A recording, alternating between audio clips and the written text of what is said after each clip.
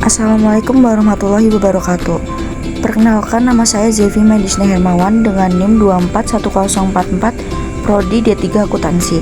Kali ini saya akan menjelaskan mengenai materi bab 1 tentang konsep dan prinsip perpajakan. Yang pertama ada konsep dan prinsip perpajakan.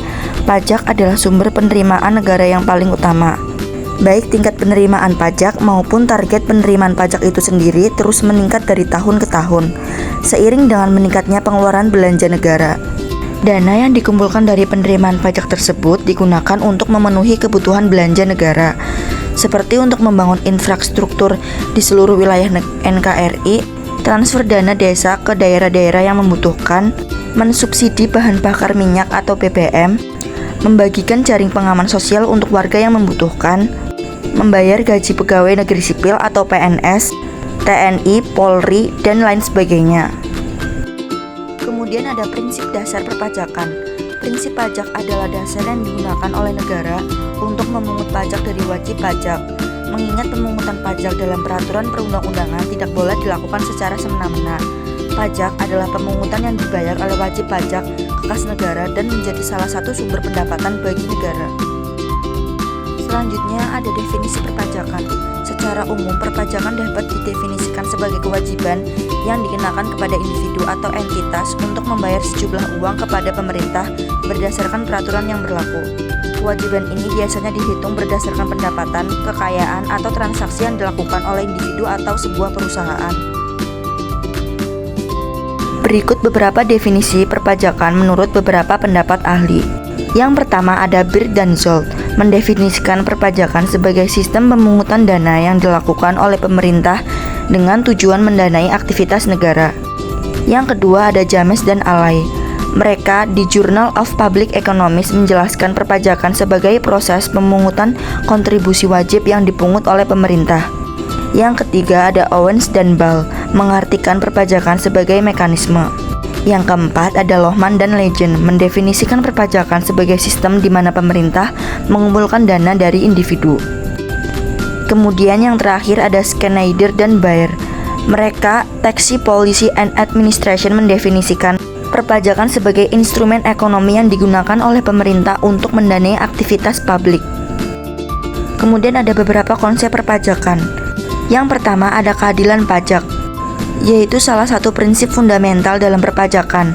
Keadilan pajak dapat dibedakan menjadi dua kategori, yaitu keadilan horizontal dan keadilan vertikal.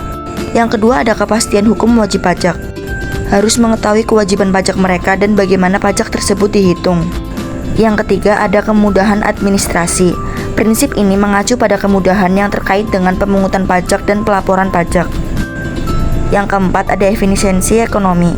Dalam perpajakan merujuk pada kemampuan sistem perpajakan untuk mengumpulkan pendapatan tanpa mengganggu keputusan ekonomi. Kemudian yang terakhir ada transparansi dan akuntabilitas, adalah prinsip penting dalam pengelolaan perpajakan. Wajib pajak berhak mengetahui bagaimana pajak mereka digunakan oleh pemerintah. Kemudian saya akan menjelaskan jenis-jenis pajak. Yang pertama ada pajak langsung, adalah pajak yang dikenakan secara langsung kepada individu atau entitas berdasarkan penghasilan, kekayaan, atau kepemilikan. Contoh paling umum dari pajak langsung adalah pajak penghasilan atau PPh dan pajak kekayaan. Yang kedua ada pajak tidak langsung, yaitu pajak yang dikenakan pada barang dan jasa dan biaya pajak ini biasanya ditanggung oleh konsumen. Pajak pertambahan nilai atau PPN dan cukai adalah contoh dari pajak tidak langsung. Lalu saya akan menjelaskan tentang sistem perpajakan di Indonesia. Sistem perpajakan di Indonesia diatur oleh Undang-Undang Pajak dan dipantau oleh Direktorat Jenderal Pajak atau DCP. Pajak yang berlaku di Indonesia meliputi pajak penghasilan, pajak pertambahan nilai, pajak bumi dan bangunan, serta pajak lainnya. Dalam beberapa tahun terakhir, pemerintah Indonesia telah melakukan berbagai reformasi perpajakan untuk meningkatkan kepatuhan pajak dan memperluas basis pajak.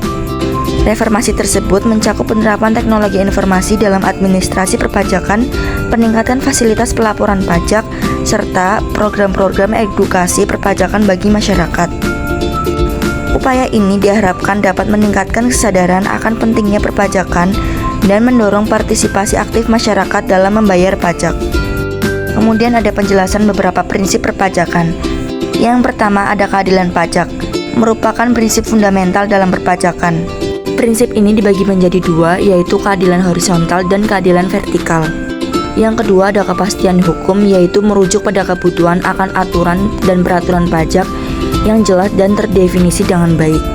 Yang ketiga ada prinsip kemudahan administrasi, berkaitan dengan kemudahan yang terkait dengan pemungutan pajak dan pelaporan pajak. Yang keempat ada prinsip efisiensi ekonomi.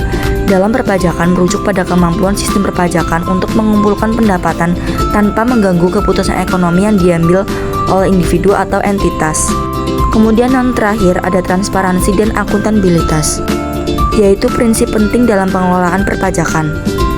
Wajib pajak berhak mengetahui bagaimana pajak mereka digunakan oleh pemerintah, dan pemerintah harus mempertanggungjawabkan penggunaan dana publik tersebut.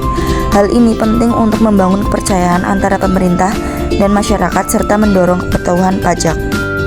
Penjelasan mengenai prinsip perpajakan. Yang pertama ada keadilan pajak, merupakan prinsip fundamental dalam perpajakan. Prinsip ini dibagi menjadi dua kategori, yaitu keadilan horizontal dan keadilan vertikal. Yang kedua ada kepastian hukum. Dalam perpajakan merujuk pada kebutuhan akan aturan dan peraturan pajak yang jelas dan terdefinisi dengan baik. Kemudian yang ketiga ada kemudahan administrasi. Prinsip kemudahan administrasi berkaitan dengan kemudahan yang terkait dengan pemungutan pajak dan pelaporan pajak. Yang keempat ada efisiensi ekonomi, yaitu merujuk pada kemampuan sistem perpajakan untuk mengumpulkan pendapatan tanpa mengganggu keputusan ekonomi yang diambil oleh individu atau entitas. Yang kelima ada transparansi dan akuntabilitas, yaitu prinsip penting dalam pengelolaan perpajakan. Wajib pajak berhak mengetahui bagaimana pajak mereka digunakan oleh pemerintah, dan pemerintah harus mempertanggungjawabkan penggunaan dana publik tersebut. Yang keenam ada pertimbangan eksternal. Prinsip ini menekankan pentingnya mempertimbangkan dampak pajak terhadap lingkungan dan masyarakat.